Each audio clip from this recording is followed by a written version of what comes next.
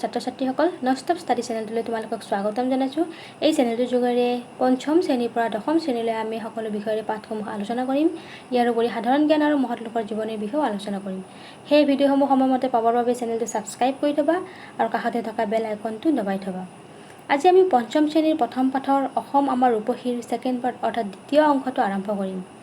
ইয়াৰ আগৰ ভিডিঅ'টোত এই গীতটিৰ প্ৰথম দ্বিতীয় দফা দুটা আলোচনা কৰা হৈছে। তাৰ পিছৰ দফাটো মানে তৃতীয় দফাটো আজি আমি আলোচনা কৰিম। তৃতীয় দফাটোত আছে শৰৎ নিশাই তৰাৰে সজাই আইৰে কেশ, ভাৰতৰে পূৰ্ব দিশৰ সূৰ্য উঠা দেশ। শৰৎ নিশা অৰ্থাৎ শৰতৰ ৰাতি। কিন্তু এই শৰৎনো কি? এই শৰৎ হৈছে অসমীয়া 6টা ঋতুৰ ভিতৰত এটা ঋতুৰ নাম হৈছে শৰৎ ঋতু। এই শৰৎ ঋতু অৰ্থাৎ শৰৎকাল, এই শৰৎকালৰ ৰাতিকেই শৰতৰ ৰাতি বুলি কোৱা হৈছে। শৰৎ নিশাই তৰাৰে সজাই আইৰে কেশ, শৰৎকালত ৰাতি আকাশখন ফৰকাল হৈ থাকে, অগণন তৰা তাত জিলিকি থাকে। এনেকুৱা লাগে যেন আমাৰ আই অসমীৰ কেশত বা আমাৰ আই অসমীৰ চুলিত যেন তৰাবোৰ সজাই থৈছে। ভাৰতৰে পূৰ্ব দিশৰ সূৰ্য উঠা দেশ। ভাৰতৰ পূৰ্ব দিশত, ভাৰতবৰ্ষৰ পূব দিশত অৱস্থিত তুমি অৰ্থাৎ অসমী বা অসম দেশখন ভাৰতবৰ্ষৰ পূব দিশত অৱস্থিত। পাহাৰ ভৈয়াম একে কৰা ৰামধেনুৰে দৰে, তোমাৰ ভাষাৰ মৰমবোৰে মিলন সেতু গঢ়ে। পাহাৰ ভৈয়াম একে কৰা ৰামধেনুৰে দৰে। ৰামধেনু যেতিয়া আমাৰ আকাশত ওলায় তেতিয়া এনেকুৱা লাগে যেন ওপৰৰ পৰা তললৈ সমানকৈ ওলাইছে, পাহাৰ ভৈয়াম যেন লগ লগাই দিছে। ঠিক তেনেকৈ আমাৰ অসম ভূমি অনেক ভাষা সংস্কৃতিৰে ভৰপূৰ যদিও একেডাল সূতাৰে বান্ধ খাই থকাৰ দৰে হৈ আছে ৰামধেনুৰ দৰে। আমাৰ অসমৰ ভাষা সংস্কৃতিৰ যি জাতি জনজাতিসকলৰ বৈশিষ্ট্য অগণন থাকিও একেডাল ৰছীৰ দৰে বান্ধ খাই আছে।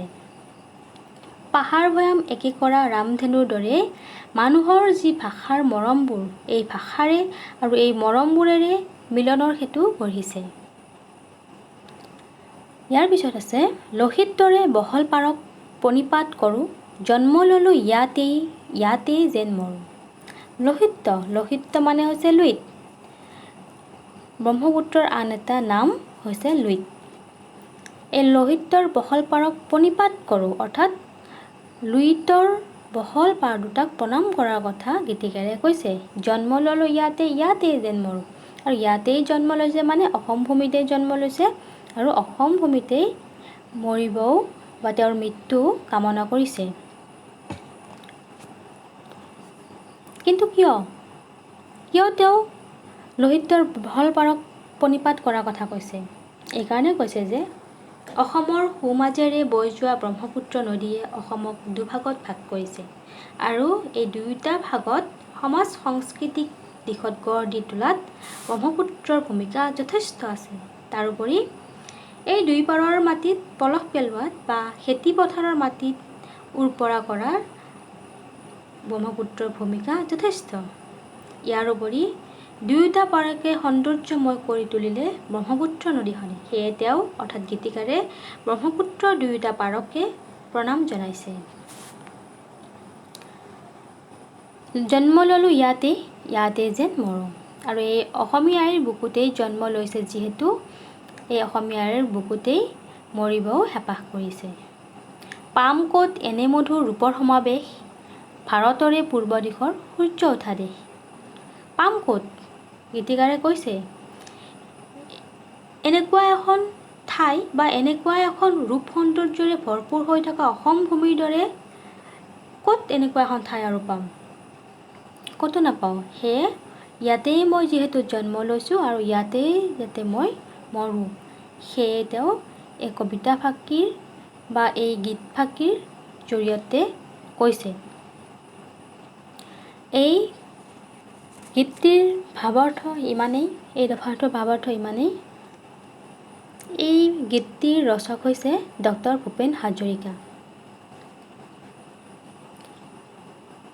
তেওঁৰ জানিবলগীয়া কিছু কথা আমাৰ এই পাঠটিৰ দিয়া হৈছে, সেইসমূহ আমি অলপ আলোচনা কৰোঁ।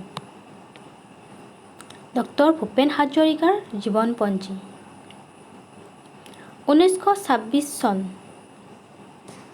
8 ছেপ্টেম্বৰত শদিয়াত তেওঁ জন্মগ্ৰহণ কৰিছিল।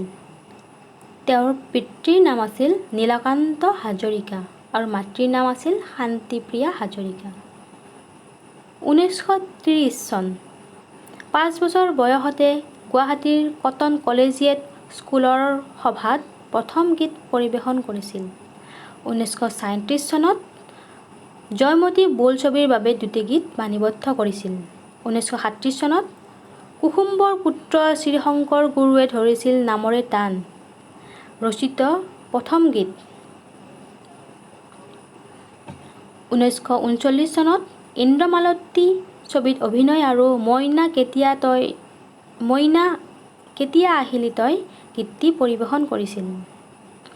1940 চনত তেজপুৰ চৰকাৰী বয়েজ হাইস্কুলৰ পৰা প্ৰৱেশিকা পৰীক্ষাত উত্তীৰ্ণ হৈছিল। 1942 চনত কটন কলেজৰ পৰা ইণ্টাৰমিডিয়েট পাছ কৰি বেনাৰস হিন্দু বিশ্ববিদ্যালয় আৰু স্কুল অৱ আৰ্টত ভৰ্তি হৈছিল। 1943 চনত আকাশবাণীত গীত পৰিৱেশন কৰিছিল। 1946 চনত ৰাজনীতি বিজ্ঞানত MA পাছ কৰি বি বৰুৱা কলেজত প্ৰবক্তা হিচাপে যোগদান কৰিছিল। 1948 চনত চিৰাজ বোলছবিৰ সংগীত পৰিচালনা আৰু অভিনয় কৰিছিল। 1950 চনত প্ৰিয়ম পেটেলৰ সৈতে নিউয়ৰ্ক চহৰত বিবাহ সম্পন্ন হৈছিল। 1952 চনত কলম্বিয়া বিশ্ববিদ্যালয়ত গৱেষণা কৰি ডক্টৰেট ডিগ্ৰী লাভ কৰিছিল। তেওঁৰ থিচিছৰ বিষয় আছিল mass communication in India's adult education. 1954 চনত গুৱাহাটী বিশ্ববিদ্যালয়ৰ প্ৰবক্তা ৰূপে যোগদান কৰিছিল। 1960 চনত মানুহে মানুহৰ বাবে গীতটি ৰচনা কৰিছিল। 1961 চনত শকুন্তলা ছবিৰ পৰিচালনা এই ছবিৰ বাবে ৰাষ্ট্ৰপতিৰ পদকো লাভ কৰিছিল। 1966 চনত লটিঘটি কথাছবিৰ বাবে ৰাষ্ট্ৰপতিৰ পদক লাভ কৰিছিল। 1967 চনত নাওবৈচা সমষ্টিৰ পৰা অসম বিধানসভালৈ বিধায়ক হিচাপে নিৰ্বাচিত হৈছিল। 1973 চনত প্ৰথমবাৰৰ বাবে হিন্দী বোলছবিৰ সংগীত পৰিচালক আছিল। 1976 চনত ৰাষ্ট্ৰীয় ফিল্ম ফেষ্টিভেলত শ্ৰেষ্ঠ সংগীত পৰিচালকৰ স্বৰ্ণকমল পুৰস্কাৰ লাভ কৰিছিল। 1985 চনত ৰাষ্ট্ৰীয় ফিল্ম এৱাৰ্ড জুৰীৰ সভাপতি আছিল। 1988 চনত অসম চৰকাৰৰ শ্ৰীমন্ত শংকৰদেৱ বঁটা লাভ আৰু সংগীত নাটক একাডেমীৰ বঁটাও লাভ কৰিছিল। 1993 চনত অসম সাহিত্য সভাৰ সভাপতি হিচাপে নিৰ্বাচিত হৈছিল আৰু দাদা চাহেব ফাল্কে বঁটাও লাভ কৰিছিল। 1998 চনত সংগীত নাটক একাডেমীৰ সভাপতি হিচাপে মনোনীত হৈছিল। 2001 চনত ভাৰত চৰকাৰৰ পদ্মভূষণ সন্মান লাভ কৰিছিল। 2008 চনত অসম চৰকাৰৰ দ্বাৰা অসম ৰত্ন উপাধি লাভ কৰিছিল। 2011 চনত 5 নৱেম্বৰ তাৰিখে তেওঁৰ দেহাৱসান হয় মুম্বাইত। তেওঁৰ মৰণোত্তৰ ভাৱে সন্মান প্ৰদান কৰিছিল 2012 চনত ভাৰত চৰকাৰে পদ্মবিভূষণ সন্মান। এই পাঠটিৰ বিষয়ে ইমানেই আছিল। ধন্যবাদ।